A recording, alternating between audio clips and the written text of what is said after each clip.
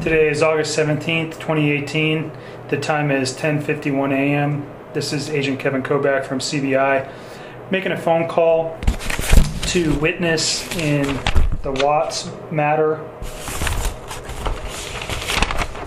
Nicol Kessinger at 720-656-9605. Nicole texted me last night and said that she recalled some further information after an interview with her on the 16th.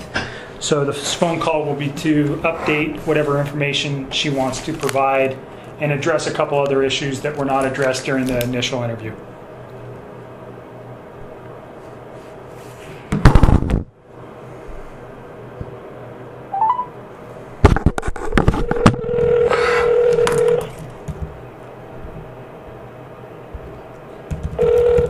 Hello. Hi, Nikki. It's Kevin. Hi. How are you? Sorry for the delay. I got stuck in a meeting. Obviously, couldn't walk out. So I apologize for taking so long to get back to you. That's okay. You at least got a couple hours of sleep last night? Yes. You sound a little bit better than yesterday. I feel a little bit better. Not much, but I feel like sitting down and just talking about all of that with everybody is like, it's helping. Good. Well, I think just keep that up. And again, if you need any, if I can put you in touch with somebody from a victim advocate to whatever I can help you with, just call and ask. Okay. Okay. I'm going to need you to do that once we're done talking. Okay, sure. I can get somebody in touch with you today. And you don't need to tell me about anything. We talked about that yesterday, but it might be something good for you to do, and I can make that happen today. Thank you. You're welcome. So what you texted me about 2 a.m. and said that you remembered some other information. What did you remember? Like, just kind of odds and ends.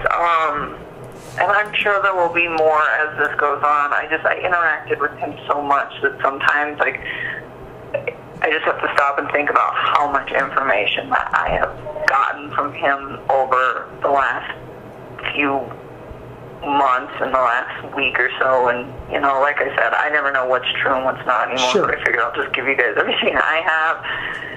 And hopefully I don't have to keep calling you back with more, but no promises. No, that's okay. Please do. Like I told you yesterday, anything that comes to mind that you think is important, I'd like to know. Because you know him better than anybody probably over the last 6 to 8 weeks. So that's anything that he said to you or anything that stands out to you as you're reflecting on all this kind of mess here is important for me to know. Understood. Couple things. So one, I went back and I tried to find whatever text you were talking about between my friend Charlotte and me with the eHarmony thing, and I don't know what you're talking about. Okay. I mean, her and I text so much though. So if you find it and you show it to me, let me know. But it's just I was on that site, but it was never worth a damn for me. So it wasn't really something that I ever discussed with her. However, when I was going back through there, I did realize that I had offhandedly mentioned to her a little bit about Chris. I didn't tell her that I was how deep the rabbit hole went on that, I guess you could say, but it was kind of vague, and she was asking a lot of questions at that point, but it was just oh, you know what, I did say something to her. You guys, I think I just looked at the messages, and there was some little bit of conversation regarding, he's got kids. There was some conversations about some sexual related stuff, and that was about it. Does that sound right? Yeah, that's it. But I mean, I did mention it to her, and honestly, we've talked since then, and I haven't even mentioned him, and that girl's so wrapped up in everything that's going on in her life. I don't even think she realizes what's going on in the news. Okay. I don't even think she's going to connect the dots. I would be surprised. I honestly am convinced that if I don't say a word about it, I bet you she won't even bring him up. Okay. And even if she did, if I was just he's not around anymore in my life, I don't even think, I'm not concerned about her. Okay. And the only concern I had there is there seemed like there was some conversation about a boyfriend, and it doesn't seem like, so you were actually talking to her about Chris, not a boyfriend. Yeah, I went back through those texts. I'm like, what is he talking about? I don't see anything about eHarmony. I mean, and if it's in there, maybe it is, and I just missed it. But it's like, no, I don't know. I don't know. It's not all that important. It's not all that important. So we can move past that. What else? On Monday night, so a couple things. I told you he had like texted me, and then at the end of the night, he had called, or I had called. I think he called me, but either way, we were on the phone with each other. And like at some point when we were on the phone, he was like, do you want to FaceTime? And I remember I was laying in bed, and I was just like, you know what? Okay, let me turn on the light. And I remember I turned on the light, and we FaceTimed. And when we FaceTimed, he didn't really say much. Like, it was almost kind of awkward. I don't even know why I didn't think of this earlier, but it was very short too. It was super brief. And like, I remember what's short? What is short? Like a couple of minutes or 30 minutes? Oh no, I bet it was only probably like less than 5 minutes. I think it was only like a couple of minutes. Okay. And I think we were like talking a little bit, but he was laying down on a mattress that didn't have any sheets on it. And I was like, okay. So I was thinking like, well, maybe he's in bed. I don't know what's up. But I remember asking him like, where's your sheets, you know? And he's like, oh, I washed them. And then this is the part I don't remember if this sentence right here came in the FaceTime conversation or if it came in a phone conversation prior to the FaceTime conversation, but regardless, this next sentence came on Monday night, and I'm so sorry that I cannot always remember chronological every little detail. That's okay, it's understandable. There's so much. But I remember he was saying that he was cleaning the house to try to keep busy, to take his mind off of things. And this was on the phone. And it was kind of late when he was doing it. And I didn't honestly think that much about it originally, because that man is always cleaning. He's a very, very organized, meticulous, clean individual. He's the type of guy that will vacuum his whole house one week, and if there's rooms that don't get used, he'd vacuum again the next week, just because it's part of his routine. Okay. So the fact that he's cleaning to kill time and to take his mind off things did not seem like a super red flag to me. Because I was like, okay, well, that's what he does. He just on his days off, he organizes his basement, or he cleans his garage. It's what he does. Okay. And so anyways, so that didn't seem at all the norm for me. But something that just kind of dawned on me last night as he made the comment directly after that. He said, I had to wash the kids' sheets. He was like, they smelled.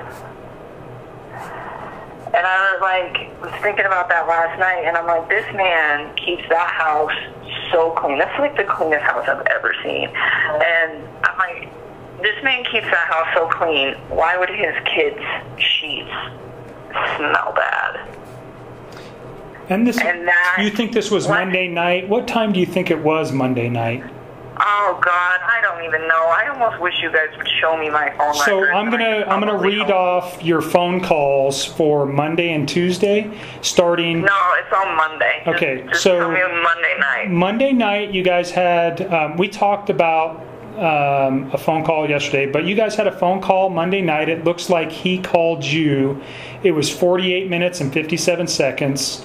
It was at 9:48 p.m. that he called you.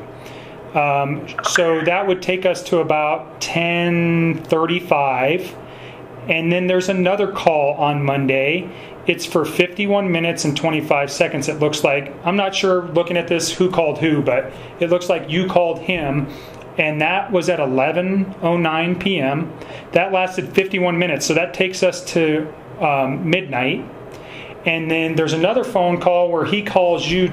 So we're now into midnight, Tuesday morning. It's a 30-minute phone call that lasts until 12:38 a.m. And then after 12:38 a.m., there's a 2-minute and 44-second phone call that that starts at 1:12 a.m. It's 2 minutes and 44 seconds.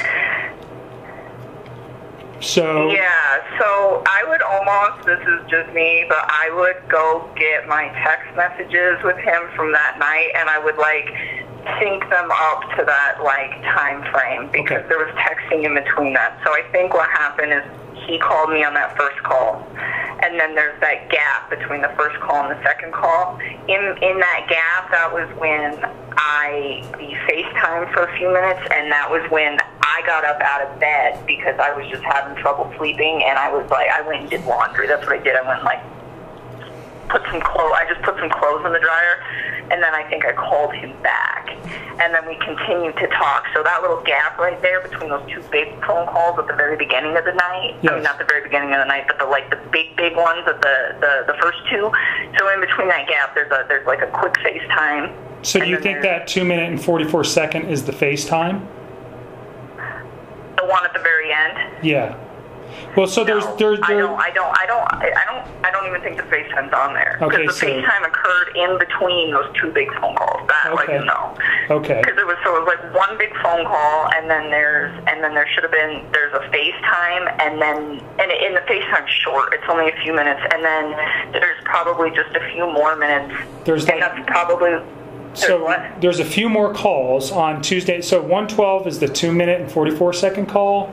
That lasts till approximately 1:14, and then there's a long gap until 1:50. So another 45 or 35 minutes, and then there's a 7-minute phone call.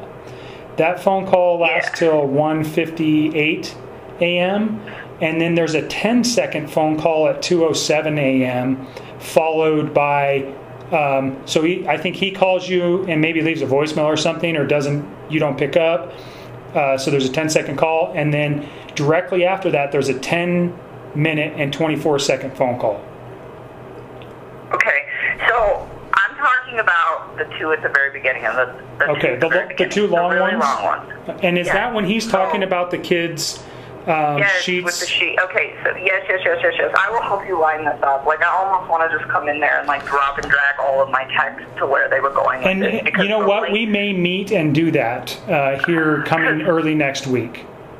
Yeah, well, all those phone calls at the very end of the night, that was me freaking out. If you look at my text, a lot of that was I can't sleep, I'm really scared, where's your family? That was me freaking out, and him calling to try to reassure me, or me calling him please talk to me, I'm super scared, where's your family? Those little ones at the very end of the night are me not being able to sleep and trying to get him to talk to me about and just I guess making sure everything was okay. So those real late ones, and that's why they're all kind of sporadic, because I'd be up for an hour, and then I'd fall asleep for 15 minutes, and then I would wake up and start stressing again and try to call them back. So that's why there are all these little sporadic ones throughout the end of the night. But those two big ones. So yesterday we talked about Tuesday was mainly text messages regarding your confrontation about his wife being pregnant. Yeah. Is that accurate? It is, and I mean, I guess those phone calls were on Tuesday morning, but for me, it was still Monday night. So when I was talking to you guys last night, that's how I referred to it, because I hadn't gone to bed yet. Okay. You know what I'm saying? Yep. No, that makes sense to me. Okay. So I guess those technically were on Tuesday, but according to my daily sleep schedule, that was still my Monday night. Right. So the last phone call with him on Monday, well, it basically starts into Tuesday. It takes you all the way to Tuesday. It actually ends basically at midnight on Monday, August 31st. So his wife gets home sometime at about 2 o'clock on that morning. So no, she got home on Sunday. Pardon me, Sunday. She got home on Sunday. So did you ever talk to him late on Sunday night? No, we were on the phone, but I mean, I had to let him go and get up and go to work. That was the 9 to 11 call that it was like a 2-hour phone call we talked about yesterday on Sunday night from 9 p.m. to 11. And that would have been the last time that I talked to him until the work day on Monday. And that's when he texted you at like 3:45. No, we talked during work. Remember I told you he like randomly texted me throughout the day at work, but it was just like bullshit conversation. Okay. It wasn't like anything of No substance. Okay. So the most important thing that you've said here is this Monday night phone call, he doesn't have any sheets on the bed, and he said his children's sheets were smelly. They smelled. Okay. Yeah, so let's get back to that, because I feel like you and me are kind of getting off track. Yep. So go to that first long phone call on Monday night was, I think when he told me that, I don't think he told me that in the FaceTime text. I mean, in the FaceTime conversation, I think he told me that in the first conversation where he was like, their sheets smell. And I remember thinking to myself, like, why? Like, you keep such a clean house. Like, why would your kids' sheets stink? And, like, it just didn't really click. Did you confront him? Why they? What's up? Did you confront him why the sheets smelled, or did you inquire why? No. I didn't even ask. Do you know his? I mean, his children were quite young, and I think one of them was still in diapers. Would have that been a potential reason? You know, that one of them had an accident, or did it seem like that's not what he was talking about?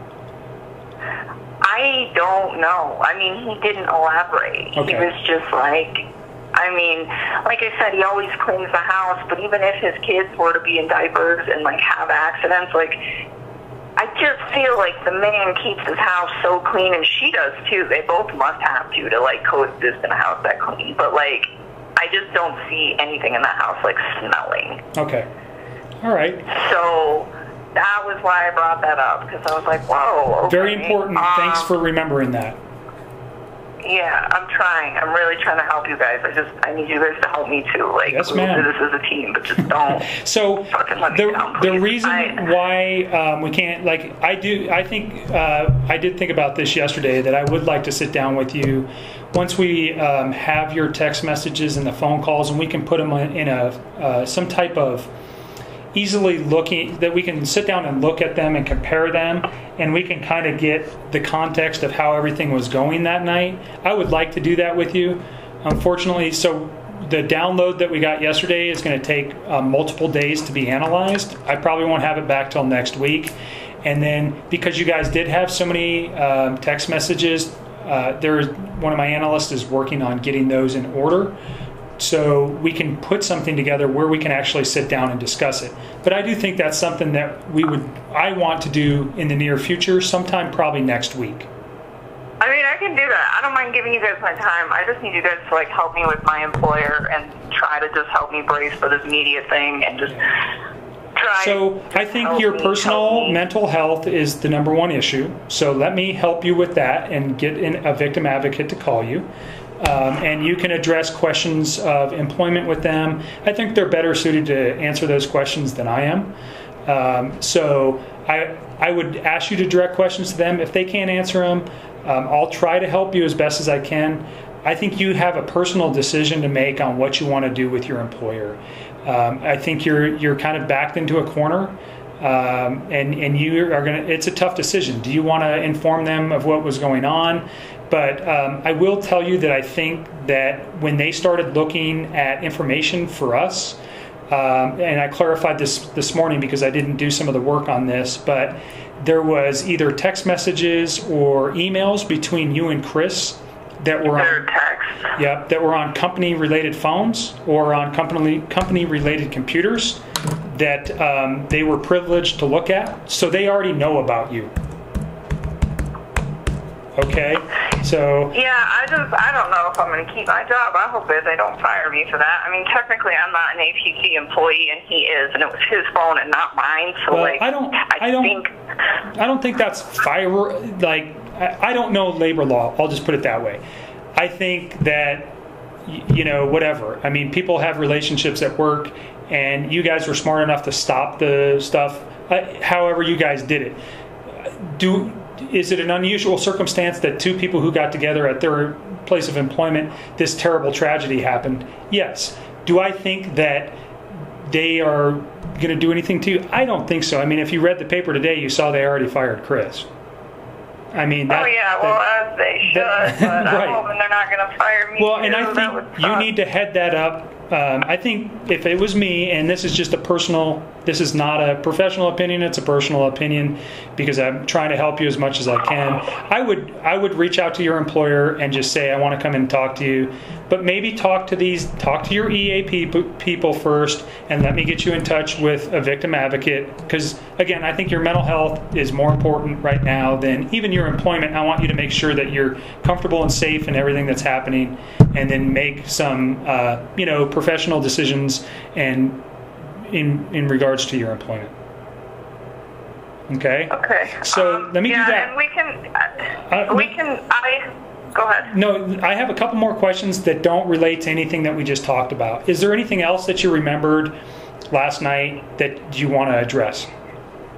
Yeah, a few. So I'm not done yet. Okay. And then we can talk about that whole thing too, because I was actually going to see if I could email them today. I was going to email my upper boss, and I was actually going to call her and see and just ask her if she can have. She's Anadarko rep. See if she can have a scheduled sit down with my employer Tasman and schedule sit down with EAP, and I want to get in a room with them all at the same time and just give them kind of a brief synopsis of what's going on and just ask them for help and see what they have to say. Yeah. But I was going to.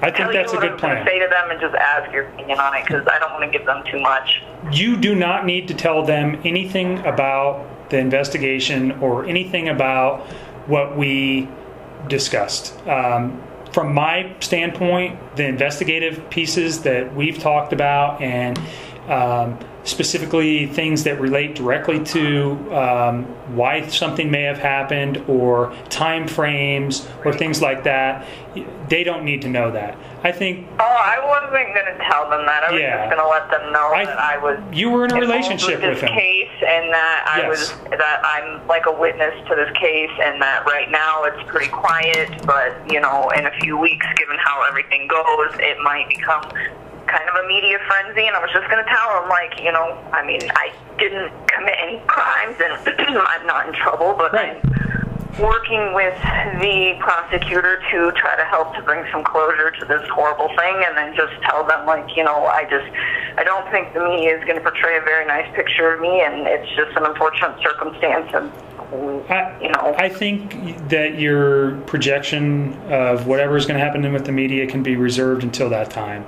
I know that's like your biggest fear in this, but right now I would not even I wouldn't address anything that hasn't happened. I think I would simply tell them, look, I am involved in this case, I'm a witness, and I, whether or not, I think they already know it, and I'm sure Anadarko is going to talk with whoever your employer is to make them aware of that. And then, hey, I had a relationship with this guy, and that's all they need to know. They don't need to know anything else. And then, I mean, you have to protect your employment and your personal well-being. So think of the best way to do that, and just minimal information. You don't have to tell them very much, but I do think you're on the right track of getting ahead of it. But again, I'm not an attorney, especially a labor attorney. So you have to make decisions for yourself on that. But some of the people here in the victim advocate realm may be able to give you some better advice than I. I was hoping to do that today. Sure. I will make a phone call today and get the ball rolling on this. Yep. Because I would like to either go to work on Monday or figure out what is going on with a fresh week, and try to put my life together, because I think it will help. Yeah, I think getting back to work and not sitting there and dwelling on this at every moment is going to be very beneficial to you. So I will reach out to those people who handle that today. If I had a name, I'd give it to you. I don't. But I'll see who's available. Okay? So what other... I want to reach out to them today. Okay. As soon as we're done here, I'll make that my next priority. Thank you. What other things is there that you thought of last night? So I don't know when this phone conversation happened. I think that this was Monday at some point as well. I think it might have even been the same phone conversation as him washing the sheets and everything. I think it might have been the same conversation. He informed me that her friend Nikki's son was at the house when the cops came, and that he was running all over the house and up and down in all the rooms.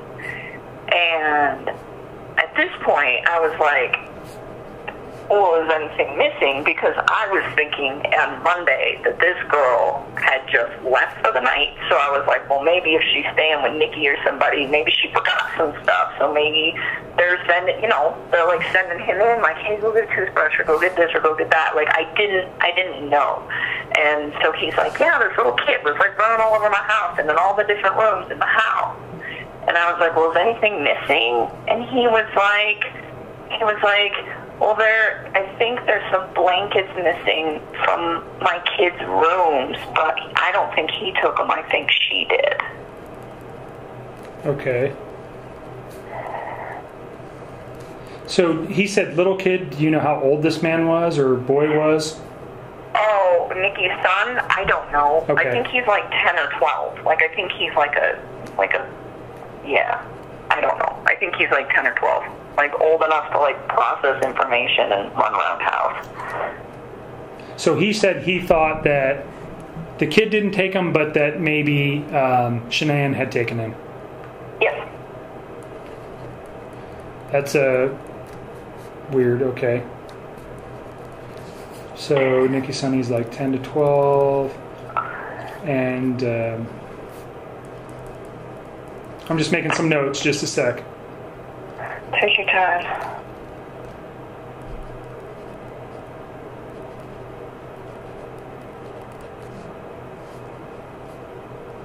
Okay. What else? Oh, let me see.